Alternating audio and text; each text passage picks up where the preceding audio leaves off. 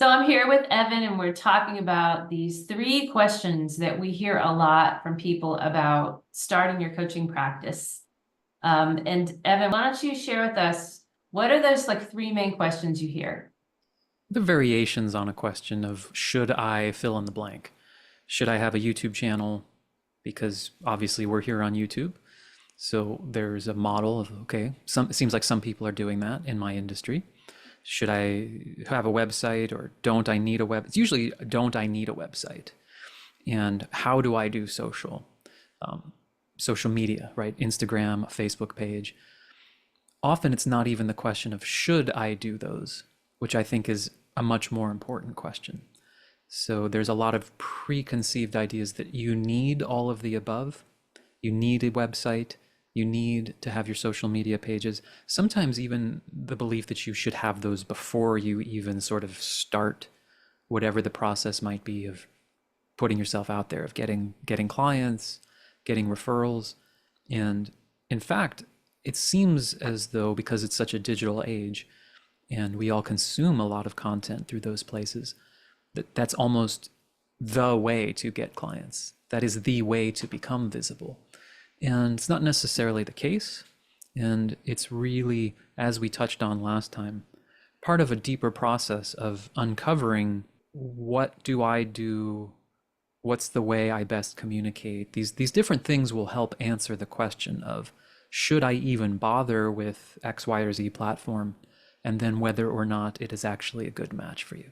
Yeah, I think that it's funny how we have these. I mean, I had this idea too that I have to have these things first before I can get clients. And it's funny because, pre-COVID, I started my coaching business like a decade ago. And it wasn't even like a thought that I would have to do it digitally. Like I was just like, okay, I'm going to open an office, I'm going to rent an office and I'm going to make flyers and I'm going to, go out and like meet people and hand out my card. And so it wasn't until maybe the next year after I started that I used Skype, like I somehow knew someone that was somewhere else and not in the state I was in. And it was the first time I'd ever experienced what it was like to actually like communicate with someone, have a relationship with someone online virtually. So I started out like, but then eventually, pretty quickly, I discovered I can do this online, and I struggled with all the stages of having a website and not having tech skills and trying to navigate and figure out social media. And I got to tell you, like, I've made all the mistakes and I've had all the struggles and sometimes still do.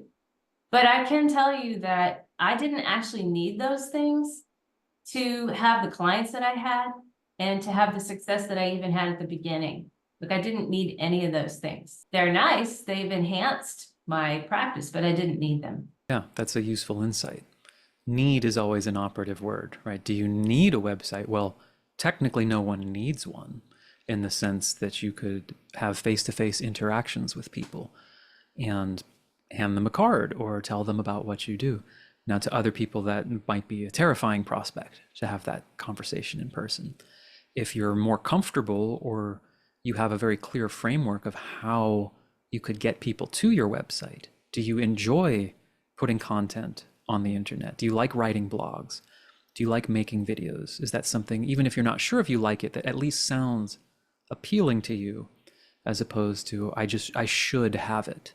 Because as we talked about last time, people aren't just going to drive by and see your website. No one's likely to stumble upon it. So it only is useful if it's part of your own process, if it's a place you send people to, and then that website has to serve a particular function. For some people, it's useful to have a very simple website simply as a almost digital business card. And you can do that in a day with platforms that make it real easy. Just, here's my name, here's what I do, here's the link to book, here's my phone number or email. And it's not necessarily doing the heavy lifting, but it's something because you have conversations with people you'd like to be able to simply send them there. Other models, which is way more my world, is there's a funnel of sorts, whatever you want to call it, where people will watch some of my videos on YouTube and will explain why YouTube is a fit for me specifically. YouTube's not objectively good or bad. It's good for me for a lot of really specific reasons.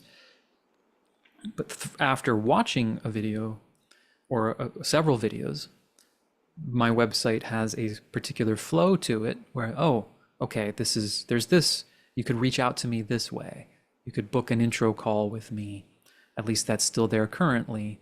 And so there is a process through which people can find what I do, and the website fits a role in that function. So for me, it's not just a digital business card. It is actually a way of getting to know me more, getting to see more of my work, and then reaching out to me. Now that's thought through in a certain sense, because it doesn't happen very much, if at all, in my personal organic life, right? Driving to a gig, playing, maybe I interact with the other musicians, maybe I have some conversations with people. I'm not going to be talking to somebody on the break at my gig when I'm just kind of resting or chilling and be like, oh, by the way, I do this tapping thing, which has nothing to do with the context of how we're meeting, right? But like I said before, if you're hanging out with several other moms consistently, or you're in a particular social group where there would be a lot of interaction, then your whole strategy of where the easiest way to get people to see you might be very, very different. Yeah, that makes sense. I mean, and that whole thing, like when I first started that website you talked about, where it's just like a calling card, it's like drag and drop. Even I could figure it out. That's all I mean, I didn't even really need it, but that's all I really wanted. And that served me for a long time. I mean, maybe even like 4 years. I just kept it like that. And then, it didn't look that great, but it had my name and like my email and how you could contact me, a little bit about me, and it was fine. Yeah. So it is an evolution, because of course now I have obviously a website that's similar to yours, Evan, that, and actually about to launch a website that's very multifaceted. But, if you've got courses and you've got memberships and you have, like you said, funnels, you have lead magnets, things that you're giving people for free in exchange for an email, it just depends on your need. But that's taken me 10 years to get to a place to be able to really need that, honestly. Yes, for sure. Oh, and something too that I think is interesting, it's sort of it's like a flip from what you normally hear. And Caitlin Batcher, who is a woman that I'm currently working with she does, as you know her as well, Evan, she does strategies on selling evergreen courses. And she said something that blew my mind. She's like, everyone thinks I've got to get out there on social media and I have to make all these posts and I have to do all this stuff. I've got to grow my list and everything. And she's like, but actually, no, because if you don't have something in place first where you're going to send them, like if they're not going somewhere specifically and there's not a purpose for why they're going there and giving you their email, what are you going to, once you get them on your list, then what are you going to do with them? Are you going to email them? I mean, because they'll quickly lose interest in you if you don't immediately have something for them to look at, to sink their teeth into. And they'll end up maybe never opening your emails again. It's like they hear from you maybe a month later and it's not really like intentional. And I thought, wow, I had never heard that before. Good. It's true, isn't it? Yeah. I think the whole context of the conversation should start with what are my intentions? What are the kind of clients? Do I see myself working one-on-one? Do I see myself doing groups? Who are the people I would be speaking to? We talked about this a lot on the previous interview or conversation we had. And if you think of these things, they're just tools. All right, a website serves a function. A social media account serves a function. It could serve different functions for different people. There could be different types of posts within. So for example, there are certain videos on YouTube that are a little bit more, for example, the only people that are going to be interested in this video are people that either already know me or they're pretty deep into something like tapping. It's kind of in the weeds. And I'm intentional about that because that's what I like. I'm not like, hey, let's discuss what EFT tapping is to new people. I have one video like that, right? But the one video that's like that can potentially get people that are new. So within a platform, there is a strategy. But overall, what is the function of these tools? It's kind of like asking, should I have a boat? Well, do you like to sail? Do you live near a lake? Like it's an irrelevant question without context. So should I have an Instagram account? There is no answer to that question. And I think it's really important to know that. Like this is me, this is who I'm talking to, these are my goals, this is what I like to create, this is what I don't like to create, this is the amount of time I have to spend, this is what I'm comfortable with. Now, is Instagram good for me? Now there's at least a way to deduct the answer to that question. But there is no, you should be on Instagram. You know why I should not be on Instagram right now? Is because when I don't have Instagram on my phone, and when I open the Instagram app or website, I feel bad because I don't like it. It's just too much for me. And the type of content that lives on Instagram is not the kind of content I like to consume. And I've never even logged into TikTok. Now, should you be on TikTok? Probably yes, if you're looking purely at statistics and numbers, right? So like, well, isn't that where the most people are? Yes, but if I feel bad when I open TikTok, I shouldn't be making TikToks. I do have a goal to get to a point where I can hire someone to do that. That I'm not there yet, and it's more maybe a bandwidth issue of why that doesn't make sense for me with the amount of hours I have to spend on what I do. But it's not helpful, in my opinion, to just say, well, Instagram is big right now, or everyone's using TikTok right now, therefore I should. Because you're a person, and the business is an actual day-to-day life. It's a job, it's a gig. So why would you go to an office that you can't stand? Yeah, that makes sense because the truth is, the platforms that I actually like to use myself are the ones I spend the most time on. Like those are the ones I notice I get the most traction on. And even though I do have, like I have a social media manager now, but I still have to be involved in Mhm. like deciding, what I'm going to talk about, making the videos, creating, I have to have the copy. I have to write the copy. My social media manager can't write my copy for me. I have to write it. So, I mean, I would say like, a lot of people ask me when they're first starting their coaching business and they haven't launched it yet. And maybe they don't have social media channels set up for business, but maybe they have a personal or something. And they're like, what should I do? And I'll tell them, and tell me if you agree with this.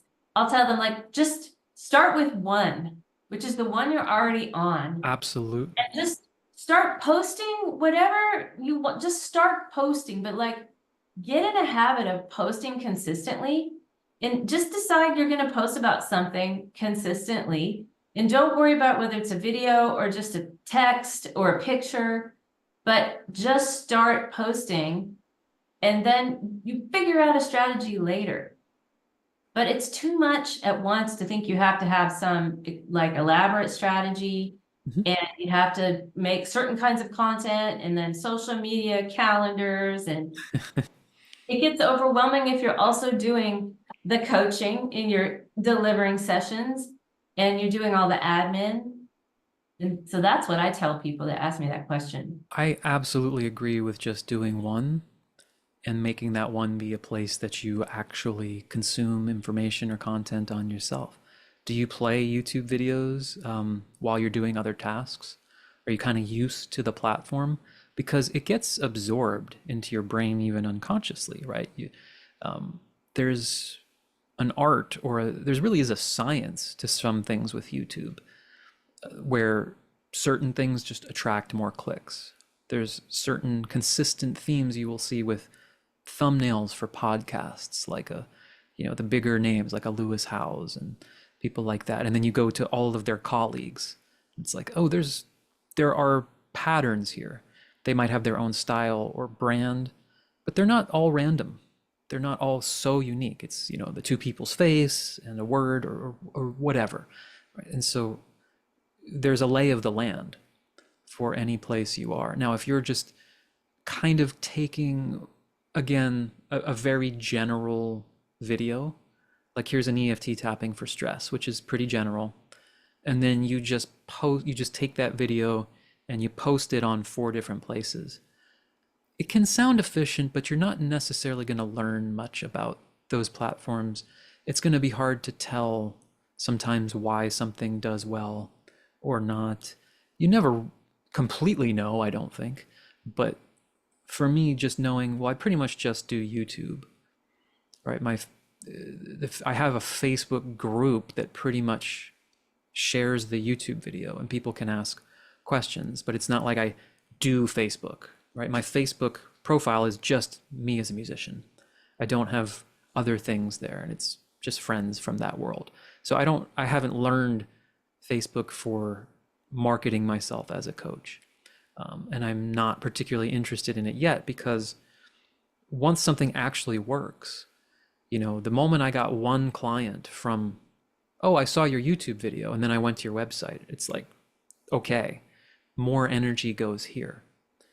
And that's, I think, the way to look at it. Starts with what could I do and why, and where can I enjoy myself and see myself actually creating things, and then I can get a little more scientific about seeing what works and what does not. Yeah, totally. Because I know, like, I know some coaches that swear they built their business on Facebook, Mhm. right? And they're still on Facebook, you know, and that's where they focus. But for me personally, I also love YouTube, and it's only just because of the fact that, like, I've always wanted to have my own channel Mhm. and like a star, because I have a background in video and television production. And, you know, I used to think that I was going to be in that industry, you know, and I even have been in some movies and stuff. And so it's like kind of a little inner child dream. So Mm. to me, being on YouTube is like, it's fun, and I get to make videos and I get to share, and I enjoy it. And I have not ever gotten any clients from that I know of from Facebook, but I have had clients come to me because they have been following my YouTube channel, Yep. consume my content, and then ended up reaching out to me. Absolutely. Yeah, there's people who do really well with Facebook groups, and they might create a group that's like, I don't know, vocalists studying this particular technique, and they're very active in there, and they sort of coach people or they give a lot of insight, and that can do incredibly well. You have to know that, okay, I see myself in there. Maybe you already kind of enjoy going on forums or Facebook groups about your hobbies, and you find you actually talk and engage with people. If you already do that, you should absolutely lean into that. You could totally get people to work with you because you'll be able to respond to questions with more nuance. And like, I think I could see that being something that would work for me. It has worked for me in a past life, so to speak, but I don't do that now. Like, it's just not something I spend my time doing, and it's not something I see myself spending the time to do. But I know it would work, and that's another thing that you can't just base it on, well, would this actually work? Because we all have a dozen things that could work, but you only have so much bandwidth. You only have so many things you can be good at. If there's something that you reasonably enjoy, and there is even a realistic chance that a client could come to you through that, then it's really worth leaning into that. And you'd probably want to listen to our previous conversation that's about the thought process of how do I sort of determine, how do I think through what makes sense for me, which is really knowing who you are, who you're speaking to, who the clients that would be drawn to your work are, where do they hang out, what kind of media or content do they consume, and then the answer, well, should I be there, is a clear yes. Yeah, yeah, totally.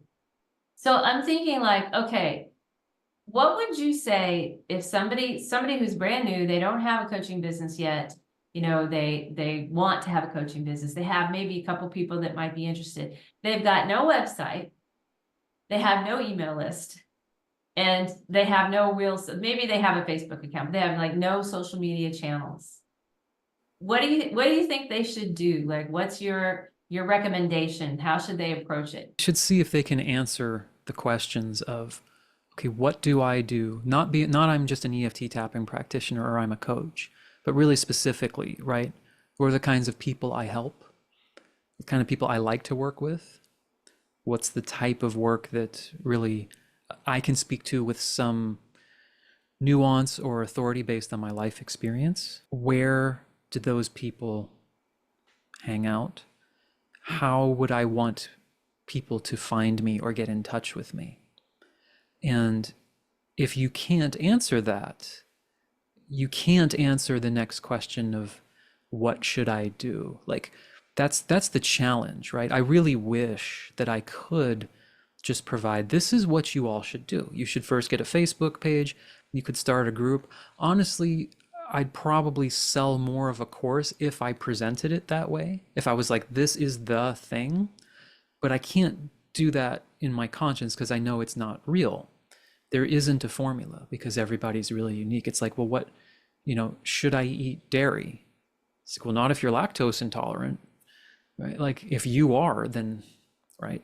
So it would start with, can I answer those questions? And most people cannot, honestly. It's not really even presented to be able to do that. And it's less fun to meditate on those questions and come to those conclusions. But let's say you feel like you could answer some of that. And so you're at a stage of, okay, I have nothing here yet. I would say the first thing, in my opinion, I guess, to have would be the simplest way for somebody to reach out to you, pay you, and get a session. So it could be a very simple website with a PayPal link, which does not cost anything. I mean, they take their fee, but everything will take a fee, right? Or sign up with Stripe and PayPal so that people can pay you, and your website might have a link, and it's like, this is what I do, because that's something practical that if people can't do that, then almost what's the point of having posts, right? Like they can't actually take an action to do anything with you yet. And I think some people do actually have success with this. I haven't really explored this yet, but like message me for more info. Just be aware that you have to answer those. Like you're creating work. Now you might enjoy that, and people sometimes have a higher success rate because there's that little bit of personal connection, whereas mine is kind of like sends you to my website, and I don't see that process. They might click the button, they might not. Whereas if someone were to reach out to me, if my post said, for example, or if you're interested in working together, send me a message, but be very clear that you're sort of signing up for that. But even if they send you a message, you want to have just really straightforward ways. Okay, this, like knowing, okay, this is my price. This is what it costs an hour. Here's the PayPal link. Those types of things. And it sounds kind of obvious, but you'd be surprised because it's like people are making, it's just overwhelmed in a sea of information. So you're making Facebook posts and doing things and you're like, oh, I don't really even have a way to get paid or communicate like when the session is and have a calendar system or something in place, which doesn't have to cost much or any money. Yeah, that's funny that you say that because I can't tell you how many times someone has asked me, like thinking they need, okay, I need to make this elaborate plan. And then I ask them, well, do you have a way to receive payment right now? And they're like, no. I'm like, okay, that's Correct. the first thing you need to do is you need to have like a PayPal account or something. You need to have a link because you at least just have a link you can send to clients so they can send you a payment and so they can book a session with you. It's number one. If you don't have that pathway open, then yeah, you can't receive money. Yeah. And then when you have some clarity on what's a platform that makes sense for you, I hang out on Facebook anyway. I have groups that I participate in, for example. Maybe I even have my own group. people that, ride bikes in West Virginia or something. There's already a community there. That's an opportunity to practice, not necessarily just go in there and start selling, but these are great places to practice, go live in the group, right? Make different kinds of posts that are genuine, and you kind of find your voice with this. You kind of find what do people react to? What do they want to talk about?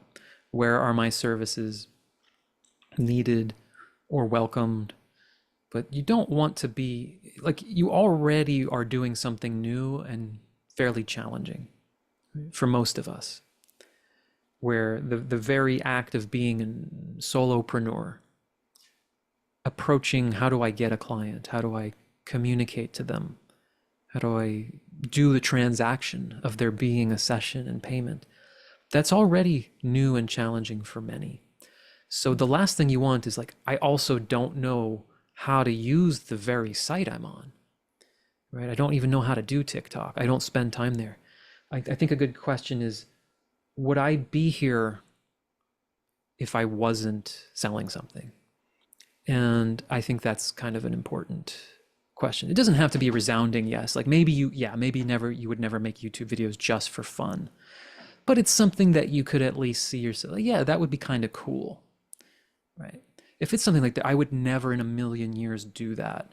I'm literally just doing this because like TikTok is where it's at right now. And I don't like doing this. I don't like watching these, I mean, especially TikTok for like the kind of work we do, right? Do you have this? Then you have ADD, and it's like, geez, there's so much really dangerous kind of TikTok advice. So I don't necessarily really want to be in that space where it's not the place for nuanced conversation. It's like, here's 5 quick signs that you need to do EFT tapping, because it's like, that's not my energy. It's not the kind of conversation I want to have with someone. Someone else would be a rock star there, right?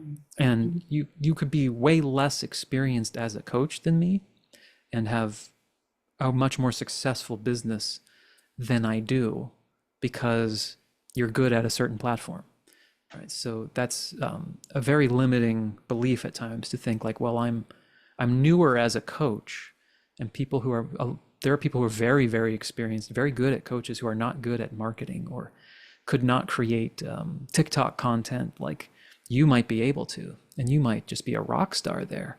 So you could be crushing it pretty soon if you're in alignment with what that is. Yeah, I really appreciate your insights on all that. And I hope that what we're talking about is helpful to people, because it's just, it's a conversation that can keep going. And that's kind of why I wanted to do another conversation here, is that like, there's so much to talk about around this topic.